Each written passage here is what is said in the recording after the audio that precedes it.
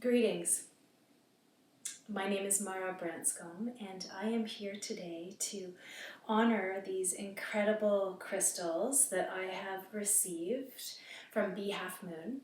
And today I'm going to talk about how crystal healing works and how to cleanse your crystals, and specifically ways in which you can work and integrate crystal healing into your practice. So first of all, I want to begin by honoring that ancient cultures have worked with crystals in terms of healing for clearing energy, transforming energy, healing energy for centuries and centuries, since the beginning of time.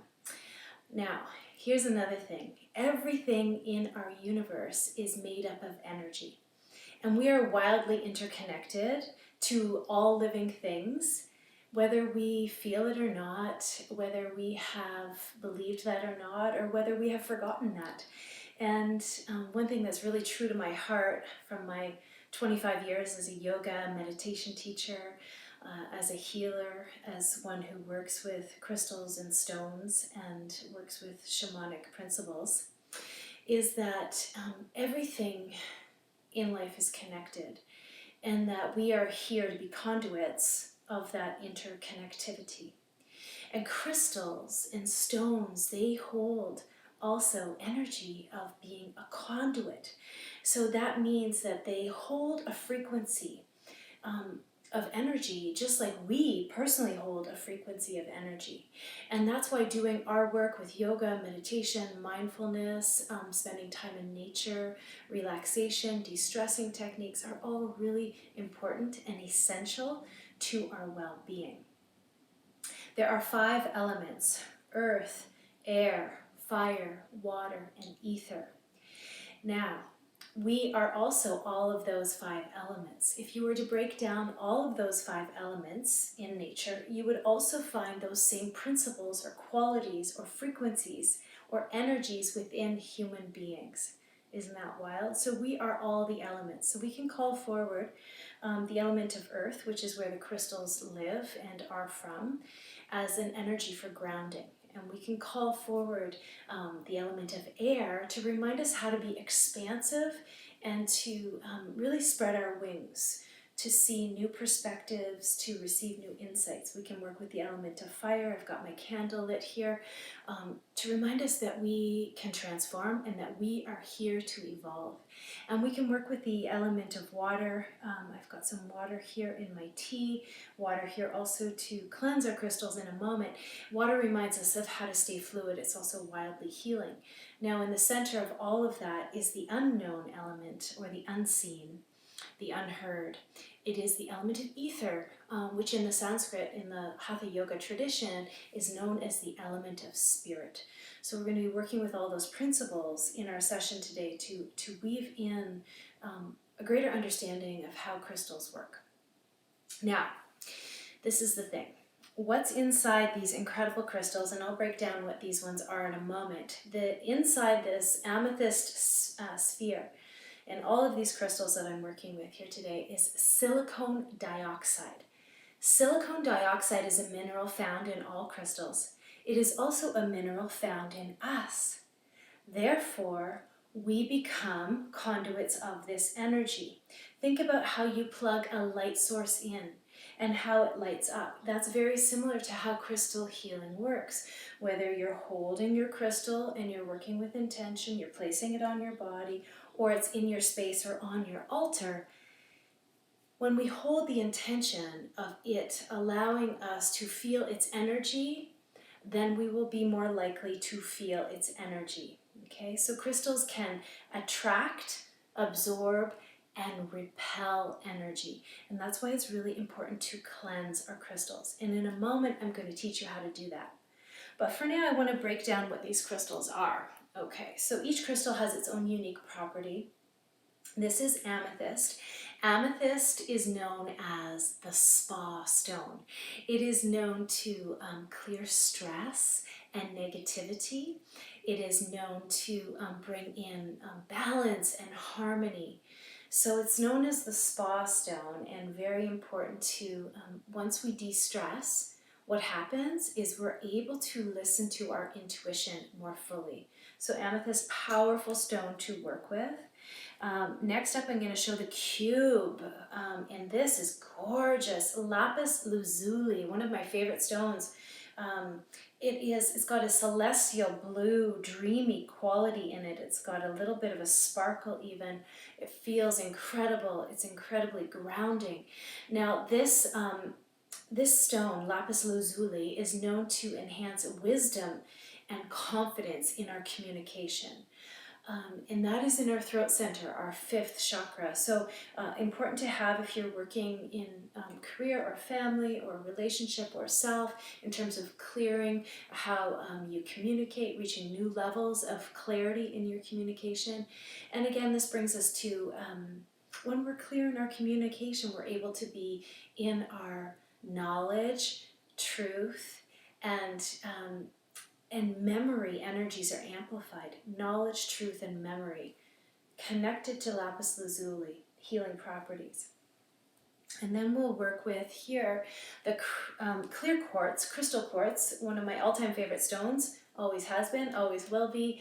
Why? And this is the raw version, which is really powerful. You can really feel the weight. You can feel the jagged edges. I love raw stones because it allows us to remember that imperfection and that wild nature, without it needing to be polished, is also how we can live. We can release our desire to be perfect, and we can work with that kind of raw, wild, intuitive energy, primal energy that lives inside all of us. Now, crystal quartz is known as the ultimate healer because it connects emotional well-being, physical well-being, and spiritual well-being all together. So the triad, mind, body, spirit. Crystal quartz also is known to hold the 7 colors of the rainbow, or the 7 energy centers in the body inside the clear crystal quartz. So you'll be able to see a rainbow move through it at times where the certain light comes through. And this stone amplifies all other crystals in your home, on your altar, in your space. So I wanted to bring forward those 3 crystals here. Now, here's the thing. How can you work with crystals? Many of us, crystals have become trendy and, this and that, and yes. And when we use them in our practice, they become powerful, potent change agents, conduits for us to amplify the positive frequency in us. So I've put out some things here you can see. I'm a big believer in having an altar in your home. An altar can represent the elements, which I have done: earth, air, fire, water, and ether. I have on my altar, so we're going to cleanse the crystals today to show you what you can do when you first purchase a crystal, or if, let's say, you receive a crystal as a gift. It's important to cleanse it. Here's a few ways to do that. First of all, one way is to work with sound, vibration, a singing bowl. So I'm just going to plant my hand on my heart, and I'm going to ask for the cleansing and the clearing of these crystals to welcome them into my home as I've just received them. So my intention is to clear and clean them so that they can return to their full capacity of healing.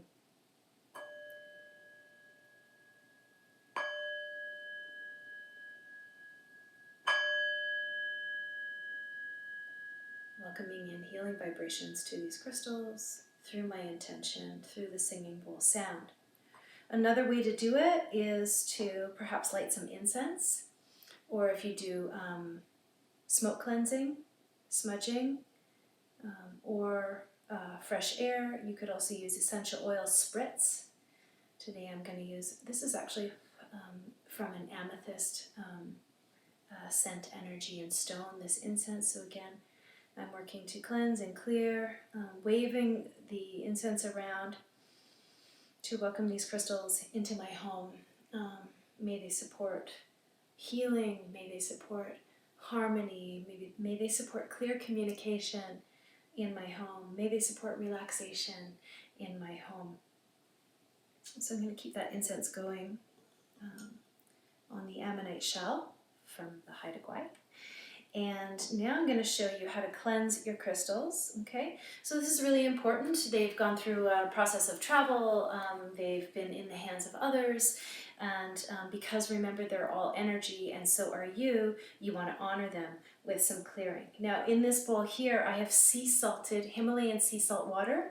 You can also use ocean water if you don't have access to the ocean.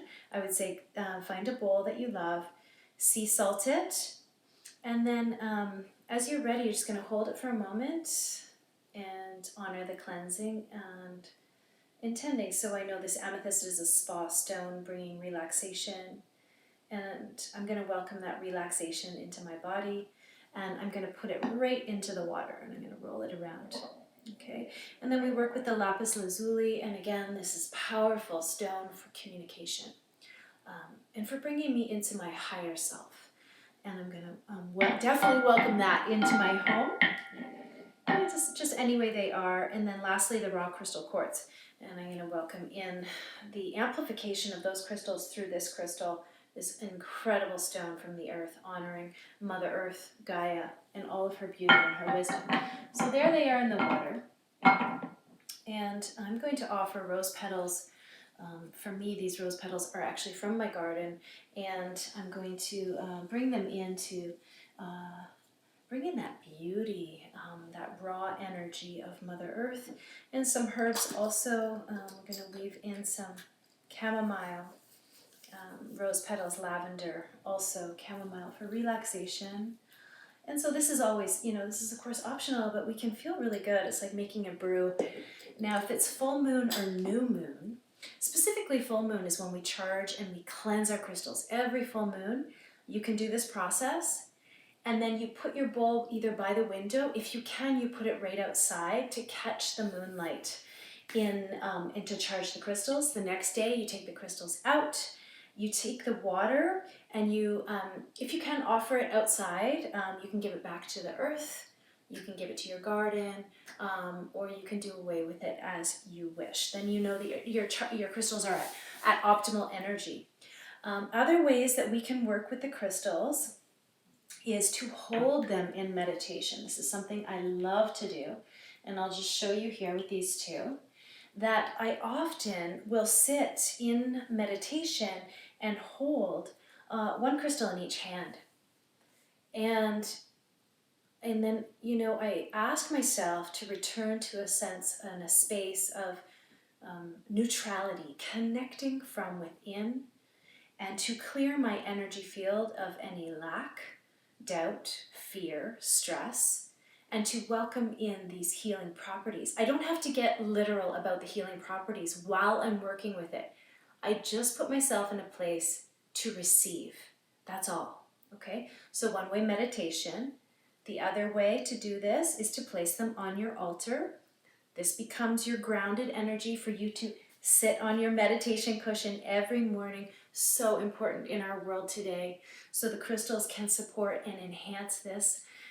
Other ways we can work with the crystals. Let's say you had some smaller stones or stones that could rest on your body. You're in Shavasana. You plant your stones right on your body in Shavasana. That's powerful to receive that charge in relaxation. And another way, of course, is to set your intention and work with your journal.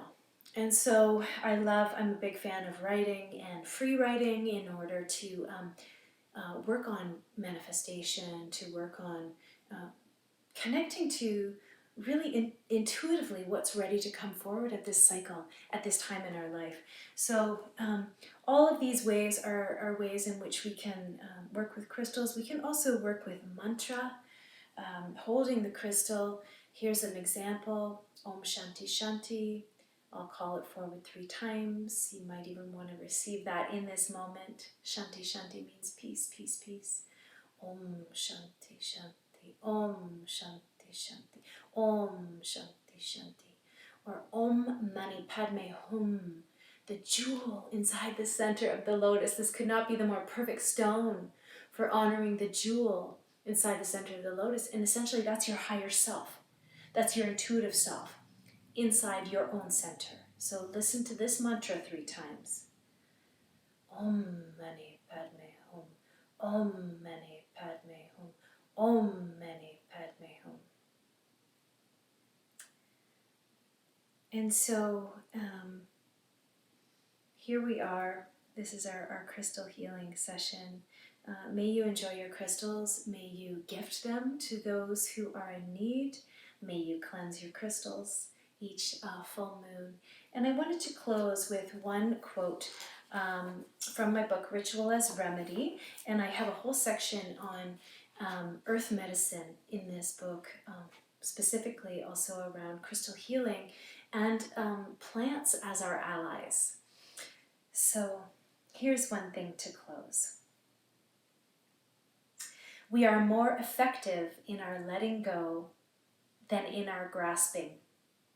Our releasing becomes our pure strength, our divine grace, and our true unified nature. Over time, this softens us, widens our lens, and enlivens our ability to stay connected to the earthly realms while conversing with the divine. You are stronger in your letting go than your holding on. And the crystals teach us that. They are from the earth. They teach us how to be grounded so that we can rise and call forward our intuitive nature. Thank you so much. Many, many blessings on your way.